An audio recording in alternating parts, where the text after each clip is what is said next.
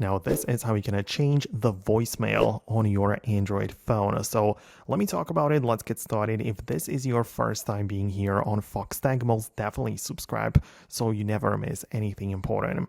Okay, so whenever you open up the phone app on your device, you can see we have the recents and the keypad and all of that stuff. But upon clicking on the three dots in the top right corner, you can expand the settings for that app. So you can tap on it and see some additional things, very useful stuff, but you can most definitely scroll through it and you will find the voicemail.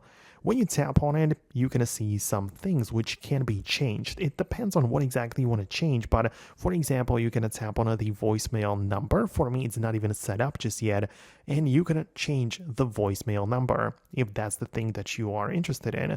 Then there is also the service provider, which is just my carrier, but I guess you could also change it if you have anything else available. And also below you have notifications. So when you tap on it, you can as well manage notifications for, the different things and the icon badges and a sound and so on. So that's what you can change and customize in terms of the voicemail.